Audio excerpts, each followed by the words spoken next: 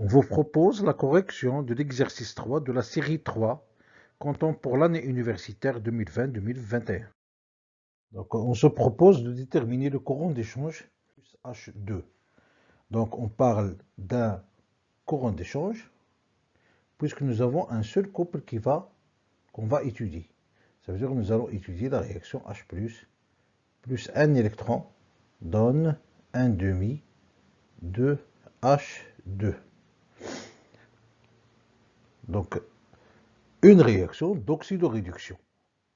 Et la question c'est, lorsque j'impose un E appliqué est égal à moins 415 millivolts par rapport toujours à l'électrode normale d'hydrogène, on enregistre un courant qui est égal à 10 à la puissance moins 2, plus ou moins 10 à la puissance moins 2. Donc la question c'est déterminer, si j'impose le potentiel de moins 415, est-ce que ce courant-là, est-ce que c'est un I anodique ou bien un I cathodique?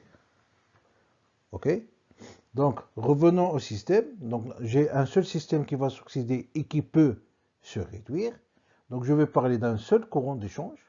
Ok? Et je vais parler à la place d'un E mixte.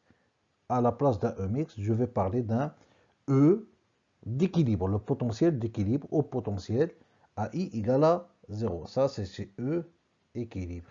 OK? Bien. Donc, j'impose ce potentiel.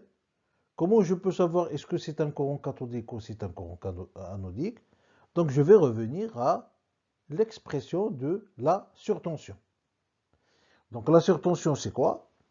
La surtension, c'est une différence entre un potentiel que j'applique au système et la valeur de sa valeur thermodynamique. Donc voilà, j'ai ce potentiel qui est E thermodynamique. C'est bon? Donc si j'applique ce potentiel-là, je vais déterminer cette surtension I état. La même chose, si éventuellement j'applique ce potentiel-là, je vais avoir une autre valeur de état. Donc, si cette différence de potentiel est inférieure à 0, donc je parle d'une surtension cathodique. Et dans ce cas, le courant qui va être dégagé, c'est un courant cathodique. Et donc, je vais avoir une valeur de moins 10 à la puissance moins 2 ampères par centimètre carré.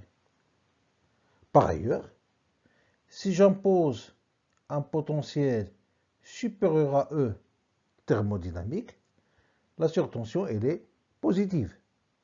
Et donc, le système va prendre ou va être positionné à un potentiel où il y aurait une oxydation. Et par la suite, je vais parler d'un courant anodique. Et là, je vais avoir un courant qui est de l'ordre de 10 à la puissance moins 2 ampères par centimètre carré. Donc, pour répondre à la question, la nature du courant, il suffit de calculer la valeur de la surtension. Si elle est supérieure à 0, donc c'est une surtension anodique, je suis là. Ici. Si la surtension elle est négative, si la surtension elle est négative, donc je suis là. Et si la surtension est nulle, donc je suis à un potentiel, ce qu'on appelle le potentiel d'équilibre, et je vais avoir je suis là. Et donc, j'ai le E appliqué, qui est égal à moins 415 millivolts par rapport à l'électrode normale d'hydrogène. Donc je dois déterminer E thermodynamique du couple H plus H2. Donc tout revient plus H2. Selon la réaction H plus un électron dans un demi de H2, ce que j'ai, c'est E thermodynamique est égal à moins 0,06 pH. Et j'ai le pH, il est égal à 1, donc la valeur de potentiel thermodynamique, il est égal à moins 0,06 volts par rapport à l'électrode normale d'hydrogène. Il suffit de calculer le état. État, c'est E appliqué, moins 415, moins le potentiel thermodynamique qui est égal à moins 60 millivolts. Et donc, tout calcul fait, ça va donner une valeur de la surtension de moins 355 millivolts.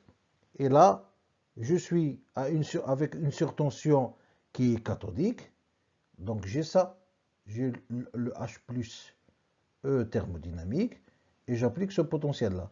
Donc, selon la règle de gamma, j'ai H plus H2. Et je suppose qu'à ce potentiel-là, c'est comme si vous avez un couple, hein, où le raid ici, c'est un raid fictif, et là c'est un NOx fictif. Et donc j'ai ce qu'on appelle la loi de gamma maintenant est assurée, donc je vais avoir une réduction de H+ en H2. Et par la suite, le courant, il est cathodique, donc on lui attribue un signe négatif. Et donc je vais donner l'expression de ce courant. Donc selon la loi de Butler-Volmer, G I est égal à I0, le courant d'échange, c'est ce que je vais calculer. Exponentielle alpha, c'est le coefficient d'échange anodique. N, c'est le nombre d'électrons échangés. F, c'est le Faraday. R, c'est la constante des gaz parfaits. Dans ce cas, je prends 8,31. T, c'est la température. Et état, c'est la surtension que nous avons déjà calculée. C'est E appliqué moins E thermodynamique. Moins une partie qui est aussi bêta, c'est le coefficient d'échange de la réaction cathodique. N, c'est le nombre d'électrons, et ainsi de suite. Donc, je peux subdiviser ce courant en deux termes. Un premier terme qui est positif et un deuxième terme qui est négatif. OK? Le premier terme qui est positif, il contribue à la réaction anodique. Ça veut dire un courant qui serait anodique. Et là, le terme négatif, il est reporté, il se rapporte à une contribution cathodique. Et donc, j'applique un potentiel qui est cathodique. Donc, automatiquement, je vais négliger, si vous vous amusez à donner des valeurs de la surtension beaucoup plus très faibles par rapport à E thermodynamique, et vous prenez le cas le plus simple, c'est que alpha égale à bêta est égal à 0,5, on va voir que ce terme-là serait toujours négligeable devant ce terme-là. Et donc, le courant, l'expression du courant, revient à négliger la contribution anodique et rester sur la contribution cathodique. Donc ça, c'est, je vais favoriser la branche cathodique, ça c'est moins I0, ok? Et si on s'amuse à faire le calcul, donc, cette partie anodique serait négligeable et je vais rester avec un I0 fois exponentielle moins bêta F sur RT fois état. J'ai le courant, ça c'est connu, et j'ai le tout. J'ai le bêta, j'ai le nombre d'électrons échangés, j'ai le R, j'ai la température, j'ai le Faraday et bien entendu j'ai la valeur de la surtension et par la suite je peux calculer le I0. Donc nous avons déjà anticipé la question C, donc l'expression du courant que nous avons donc, de la contribution de la branche cathodique. Et par la suite, pour calculer le I0, donc je donne I en ampères par centimètre carré. Le N, c'est en volts. OK? Bêta est égal à 0,5, N est égal à 1, F est égal à 96 500, R est égal à 8,31 et T est égal à 298. Tout calcul fait, ça donne un I0, un courant d'échange qui est égal à 10 à la puissance moins 5 ampères par centimètre carré. Ce courant d'échange, il est relatif au couple H plus H2. Maintenant, on veut déterminer le courant de dissolution d'un autre couple si on connaît les différents paramètres de notre couple OXRED H plus H2. Donc, on sait cette partie-là, on la connaît. I0 exponentielle moins bêta fois N fois F sur RT fois état. Cette expression, on la connaît. Donc, on va l'exploiter pour déterminer le courant de dissolution du zinc. Le courant de dissolution du zinc ou bien le courant de l'oxydation du zinc en Zn2+. Donc, on va étudier cette réaction-là. L'oxydation du zinc sous forme de Zn2+, plus 2 électrons. Le zinc, lorsqu'on plonge le zinc, qui est de l'ordre de moins 533.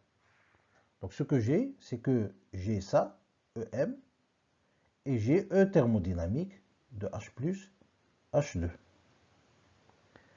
Sachant que lorsque j'introduis du zinc, j'ai déjà un couple OXRED H plus H2 dont j'ai déterminé quelques paramètres tels que le courant d'échange.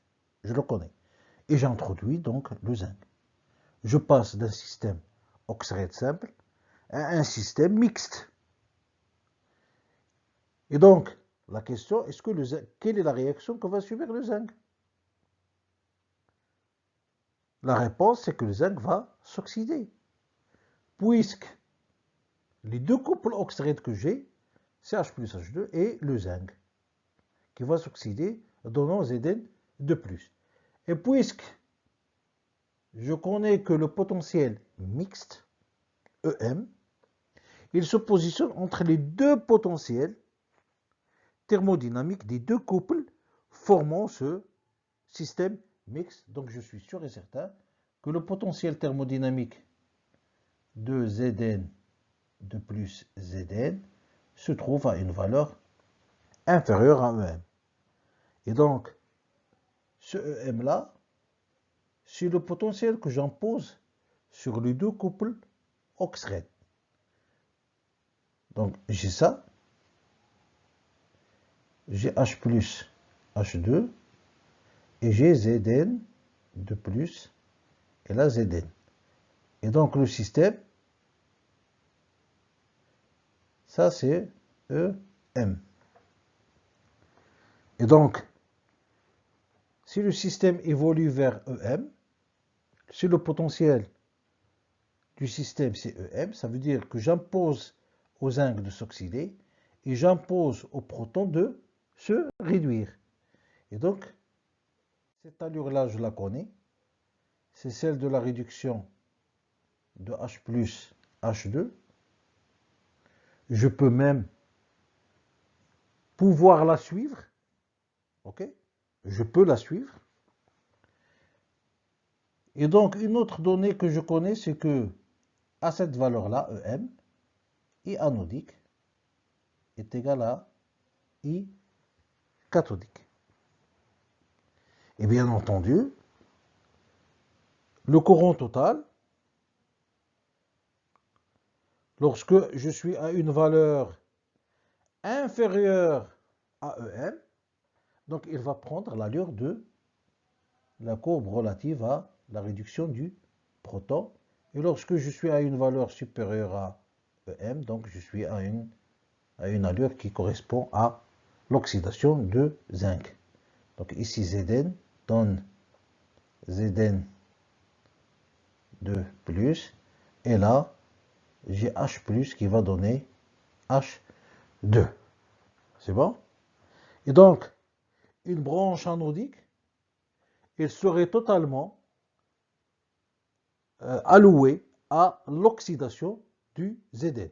Donc, si je veux suivre le courant total, il serait I0, je vais l'appeler I0Zn, ça veut dire le courant d'échange relatif au couple Zn de plus Zn, exponentielle alpha, je vais le dire alpha Zn, ça veut dire le coefficient de transfert de la réaction d'oxydation de Zn en Zn de plus, fois n.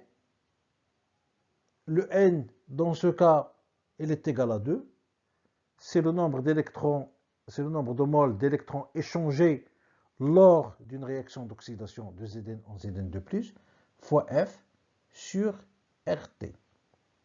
Fois état, état c'est EM, moins E thermodynamique de Zn de plus Zn. C'est bon? Voilà.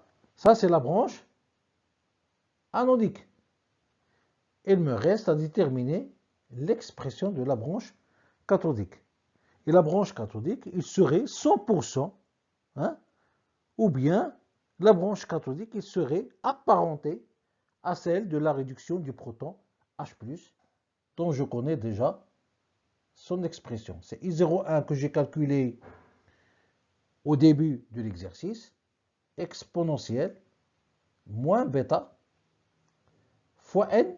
Dans ce cas, n, c'est le nombre d'électrons échangés lors de la réduction du proton H+, il est égal à 1, fois F sur RT, fois état, la surtension, qui est égale à EM, moins E thermodynamique de H plus H2. C'est bon? Et donc le courant total, il est composé par deux contributions. Une contribution anodique relative à l'oxydation du Zn, du zinc, et une contribution cathodique qui est relative à la réduction du proton H plus H2. Tout ce que je sais, c'est qu'EM, I total, est égal à 0. Et par la suite, puisque je connais tout ça, je peux alors déterminer ce courant anodique. Et là, c'est le courant cathodique. Celui-là, il est relatif à l'oxydation du zinc. Maintenant,